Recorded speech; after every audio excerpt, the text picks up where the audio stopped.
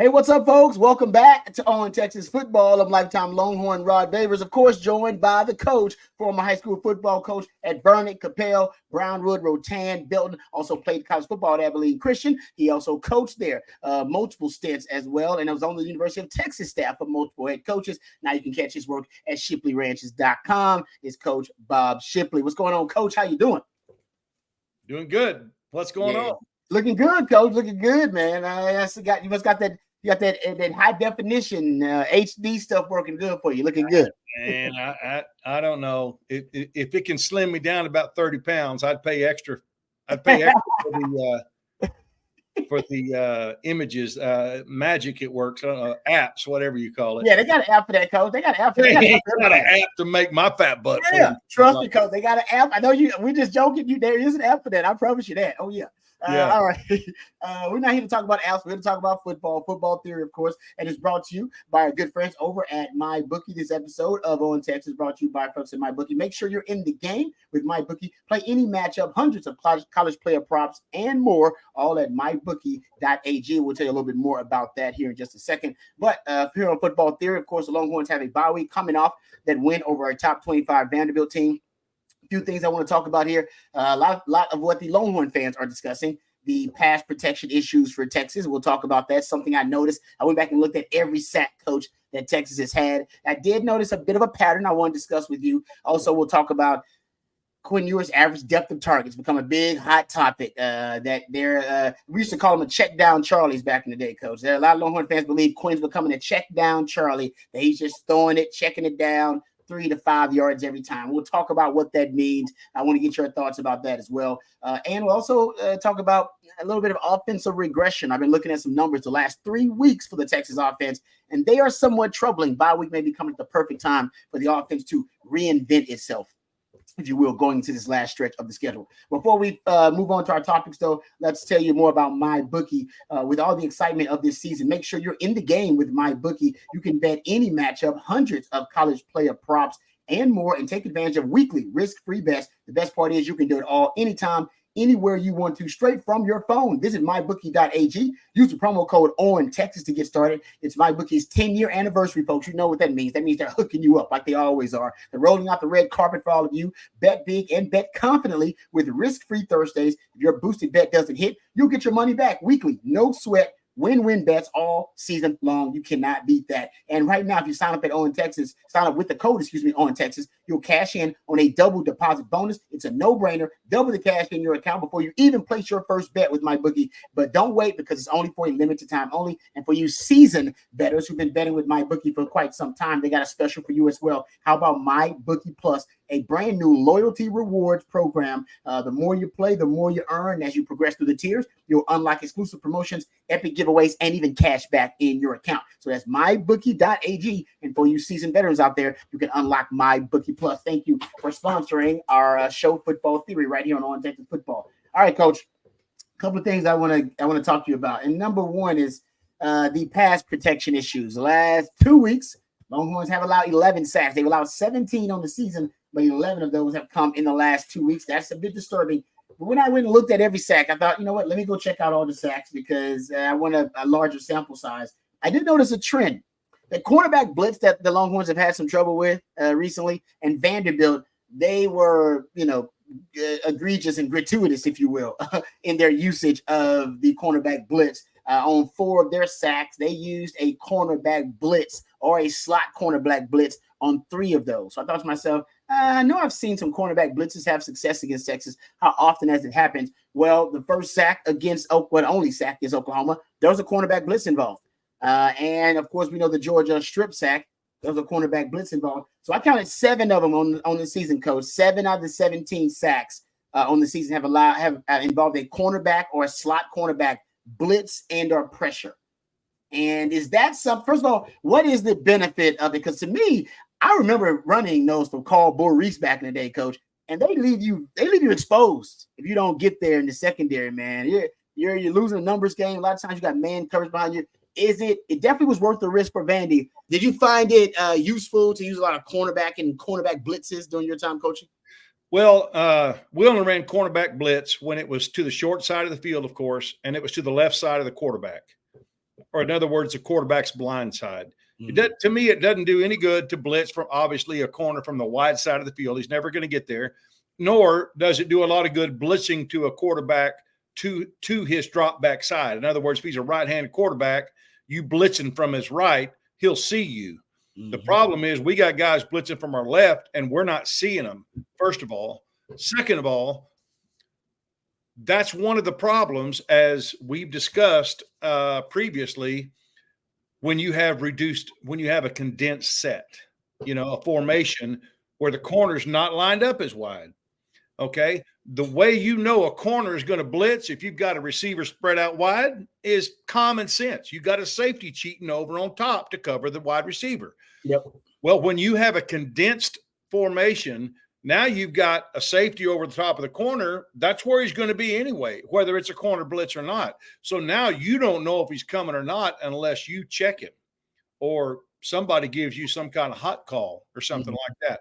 And as football goes, this so well, Rod, you played it a long time.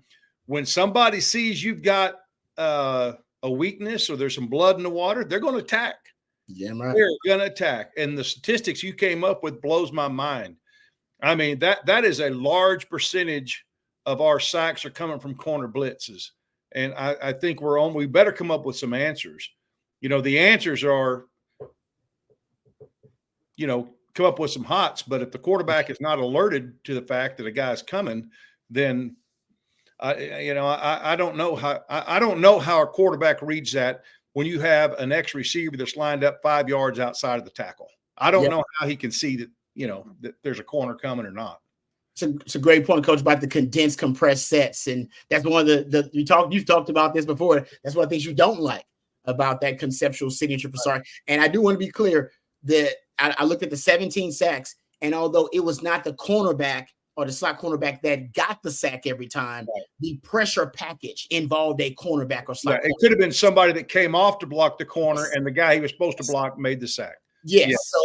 So whatever it is, it's a very successful concept against Texas. And usually I wish I could go back and kind of study it. It would take very thorough, expansive research to do it, to find out how often cornerback blitzes or pressure packages with a cornerback blitz or a slot cornerback blitz actually get home. Because, I remember doing it a lot back in my day, and I didn't get home a lot, but I got home a few times at that nickel slot cornerback blitz. But the way that Vandy decided to basically expose themselves by using the cornerback blitz, I thought was something that was worth studying. And I did find the trend that, a lot of teams it's been trending this way. And I think even going against Florida, that is something to watch. Now, on the other side of it for Texas, what is like you said, what is the counter for Texas? Do they just get out of some of the condensed, compressed sets? Are we talking about more alerts? Usually cornerback blitzes, slot cornerback blitzes, they don't hide it very well. They don't disguise it very well. I will admit the kid from Georgia disguised it extremely well. But what is the remedy for Texas in this issue? Is just something that they have to be more aware of, as the wide receivers have to be alerting Quinn. Quinn has to be looking at body language a little bit more carefully, a little bit more meticulously. What is the remedy for this issue? First of all, it's a great defensive plan against us. It just is. And so you've got to, you're going to give up something. We talk about that a lot. Offensively, you're going to give up something to do what you want to do well. Defensively, you give up something for what you want to do well or what you're trying to take away. But to me, this Texas offense, if they can't come up with some type of an alert, and I'm sure they have one, it's just obviously not working. So if they can't do that, then they're going to have to start on passing downs, especially downs where a cornerback can get to you blitzing. They're going to have to widen their splits out that way. They're just going to have to, you know. I mean, it's tit for tat, but if it saves you a sack or two, it could mean your season if that sack comes at the wrong time. So I don't know the answer because I don't know how Sark and his staff do their blitz alerts. I don't know. Sometimes, but even like I said, even in a condensed set, if the ball's on the left hash and you got a condensed set, that X is not very wide out there. And I don't know if the X may not know he's coming until the ball snapped, and he's gone. and then he's going, hooty hoot, whatever he does to get the quarterback's attention to get me the ball. Yeah. But so what happens is if the quarterback has to look over there to the left every time we're on the left hash, then that's going to throw off his timing on all of his passes. So I don't know the answer to that. There are some remedies. I don't know what he'll do to. Yeah, that's what the remedy did.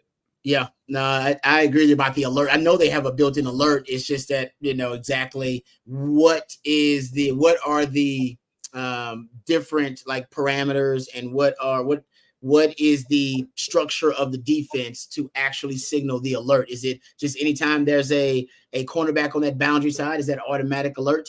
Or is it something that you have to see as a wide receiver, see a safety motion over, and then you can alert the quarterback? Good stuff there, Coach. In addition to that, obviously a pass protection issues is something the Longhorns are going to work on in the bye week. I think something else they are going to work on, and I do think ultimately for Texas, the run game has to improve. That's it. That you hit the nail on the head. That answers all our problems, in my opinion. Yeah, I'm with you. Even the pass protection issues, right? Yeah. If you have more balance in the offense, those defenses won't be able to tee off on you the way they are because they're able to come up with these pressure packages because you're throwing the football and they're getting the ball out of his hands quickly. But I went and looked at some trends, Coach, that I think are somewhat disturbing the last 3 weeks. Because I saw someone and it was actually on Texas football, someone remarked that that Texas played a lot of offense, or actually all offensive head coaches in the first 5 games of the season. And the last 3 games, they faced all defensive head coaches. And I thought that is interesting. That's a great point. I did not realize that. I didn't really think about it either, Coach, and I thought actually that makes sense. So I went back and looked at Texas's offensive statistics and their rankings nationally in the last 3 weeks compared to where they are nationally for the season. And it was somewhat troubling. How about this? So let's look at points per game and just start there. Points per game, Texas is 12th in the nation in points per game. And that's up there elite in the elite category. Last 3 weeks, they're 67th in points per game. Yards per game, Texas is 16th on the season, but in the last 3 weeks, 93rd. Yards per play, Texas is they're tied for 19th, I believe it is, so top 20. But in yards per play the last 3 weeks, 104th. If you look at rushing yards per game, they were 62nd, I believe it was, throughout the season, which is average. But in the last 3 weeks, they're 111th. Look at yards per rush, 60th, which is around average. But the last 3 weeks, that number falls to 103rd. And yards per attempt, 17th throughout the season, but also 103rd in the last 3 weeks. Yards per completion, 53rd nationally, but in the last 3 weeks, 126th. And we all know we'll get into some of the numbers about Quinn and his average depth of target here in just a second. But, Coach, it is clear that the offense has regressed the last 3 weeks. Now, is that because of Quinn and the stuff that was lingering from the injury? Even though I thought he had a pretty good bounce back performance versus Vanderbilt. Or is it more so what the person that's just in the chat brought up at On Texas Football that, Sark's a great chess master when it comes to, matching wits with offensive guys, because I think he thinks like they think, and he's able to kind of reverse engineer their game plans, and he does a great job, I think, winning that chess match. Yeah. It seems like, yes, even though he's still winning the chess match against defensive-minded coaches, he's not necessarily, in my opinion, it's not an overwhelming schematic, strategic, tactical advantage for Sark when he's going up against a defensive guy. Right. That makes sense to you? Is that a good theory, Coach, in your opinion? I look at it this way. It's not a coincidence that 3 weeks ago we started SEC play. I mean, we did. And so first of all, now, and it's not just that it's SEC teams. There's nothing special because you have SEC in your name other than it probably helped you recruiting if you're Mississippi State or, obviously Vanderbilt or whatever. But it's a fact that, now that, you had teams that had five games of film on you, mm-hmm. and they could peg you a little bit better because they've had more film. The second point, though, is not just the fact that we entered SEC play 3 weeks ago, but the fact that that's when Quinn got hurt. Yep. And so Quinn was not playing 100%. He was not feeling. He could not take a hit. He would have been out. He knew it. We assumed it, or we feared that. It wasn't because I think he was rusty or couldn't handle the pressure. It's that he was hurt and probably came back a game too early, if truth be known, because he came back this week and I didn't see that in him. I saw none of that in him that I had seen the previous, week or two, So obviously the first interception was bad, and that, as we've talked about this too, that showed me right there that he's ready to go. That didn't get him down, didn't phase him one bit. He came back and he played well. So I think the fact that people have they had 5 game films on us, Mississippi State did, and then of course Oklahoma had 6, and of course Georgia. So I think that plays a big part in it. Plus, when you mix in our quarterback situation, having an injured quarterback, those things have added up into us, in my opinion, dropping in some of those national rankings. Yep, it's a perfect time for the bye week for Texas to really fix some of those issues that have been plaguing them, especially with the run game, I think, in particular, and pass protection. A lot of that on the O-line. Big bye week for the offensive line, Coach. Huge bye week for them. Last subject I want to talk to you about, Coach, is Quinn and the average depth of target for Quinn. A lot of people have thrown around these stats, and if you go look at Pro Football Focus, they keep up with a lot of these advanced metrics. They have Quinn's average depth of target right now at 5.9 yards, which for Quinn, that would rank him 79th out of 79 quarterbacks in the Power 5, so pretty low. If you go look at it, Coach, I started looking at the trend of Quinn and his average depth of target, and I went and found something that was pretty interesting. So if you go look at his freshman year, but his first year as a starter at Texas, his average depth of target was actually 10.5 yards. And in 2023, it was 8.4 yards. Now it's 5.9. So here's my theory, and I want to get your thoughts just overall about, because even Sark talked about it, and Sark said, well, they were giving us the numbers advantage underneath. They dropped 2 deep safeties. They were giving us the numbers advantage, so we were taking it. Extensions of the run game, long handoffs, and he even kind of mocked some of the questions at the media availability, saying, you tell them to move up, and then we'll throw it over their head. All right. So until then, we're going to keep throwing it short, because we're going to take what defense is giving us. They're going to give us 7-8 yards. We're going to take it, which I don't disagree with that at all. But 80% of Quinn's passing yards versus Vanderbilt, close to 80% of them were yak yards. So that's the kind of offense they're in right now. It's a yak offense. But my theory is this, Coach, that if you look at the rate of deep ball, the deep ball frequency, and the short, quick game frequency, you're just measuring everything from behind the line of scrimmage throws, 0 to 9 yards being short throws, anything from 10 to 20 yards being intermediate, and anything 20 plus yards being considered deep. His first year as a starter, his deep ball rate, which is now at 9%, by the way, it was almost 18%. He's almost cut his deep ball rate in half from the first year he was a starter.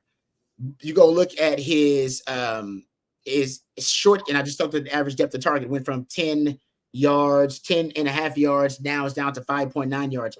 Go look at his short to behind the line of scrimmage throws. That was 51% of his throws his first year as a starter. Now it's close to 68% of his throws or short, which means 0 to 9 yards, or behind the line of scrimmage. Coach, if it's crazy to me to think it's a Bijan and Rojo thing, that basically when Sark has a dominant run game, which he has, by the way, most of his head coaching career, I believe this is the first year that I believe it's potentially a situation where Sark may not have a 1,000-yard rusher. He may, who knows, Trey Weisner may have a breakout game here, but right now it's trending toward him not having a 1,000-yard rusher. Be the first season when he's been a full-time head coach where he's not had a 1,000-yard rusher. And I think it's reflective of that, because I think that's what the short, quick passing game is. It's just an extension of the running game. And instead of handing those off, usually to Bijan and Rojo a couple of years ago, and then you would, when teams adapt to that or counter that, you would throw it deep because they're going to put guys in a box, to stop the run, to stop Bijan and stop Rojo. So then you had a quarterback that could take it deep to make teams pay for their aggression and pay for stacking the box, where now no team stacks the box against you because they don't have to. You don't have that kind of running game. So I think to make teams pay for their lack of respect for Texas running game, Sarkis decided, let's check it down, let's dump it off. So essentially, this is the running game. So I think that's why the offense, and the numbers reflect that, that's why it's evolved the way it has. It's almost because the lack of a workhorse runner in this system has helped it evolve, where the passing game has to now be part of the running game too, a supplement the running game. Yeah. Yeah, those are all very valid points, and a lot of really good points. I feel like that if you go back and look over Sark's success as an offensive coordinator and a head coach, his success has pretty much come from being a balanced offense. You know how much he loves to run the ball. Yep. And like you said, this may be the first season he doesn't have a 1,000-yard rusher. So I think some of our offensive line problems have probably attributed to that. Yep. Certainly injuries at running back have attributed to that. In terms of Quinn's average depth of target, I would have to think his injury has to do with that, because he's not going to stay in the pocket in there longer. He's going to be a check down Charlie, like you're talking about, and not hang on to the ball so long to take a hit. Mm-hmm. And so I just feel like that he was really in a lot of pain in the games prior to the Vanderbilt game. Yeah. I just don't think he was ready to play the week before. I think he was I just don't think it was there, and I think he was checking down because of that. So I think it's a hodgepodge. I mean, it's some of our offensive line woes, our running back injury woes, lack of production by the running back sometimes, and then that affects the passing game, as you talked about, because people don't have to load the box, so they can drop people back. And then when you have a quarterback that's injured and doesn't want to take any hits and doesn't need to take any hits, then I think it's just kind of a culmination of a lot of things that have us where we are right now. Yep. No, good stuff there, Coach. Yeah. So like I said, will this continue? Quinn, as he gets healthier, will we see Quinn add some more verticality back to the offense? I think so. And as some teams start to challenge Texas a little bit more, taking away those easy throws, I think you'll get the offense evolving with the more verticality. But right now, hey, if they're going to give you 7-8 yards, you take that all day, every day, and twice on Sunday. Let's thank our sponsor once again, MyBookie. Go check out mybookie.ag and MyBookie Plus as well. So thank you to them for sponsoring Football Theory. Thank you, Coach. We appreciate all of your wisdom. I'm a smarter football theorist as a result of it. Thank you to Matthew behind the scenes. We appreciate all of his hard work. He's the real MVP. And thank you to all of you guys for joining us and for listening to Football Theory. And until next time, hook 'em horns.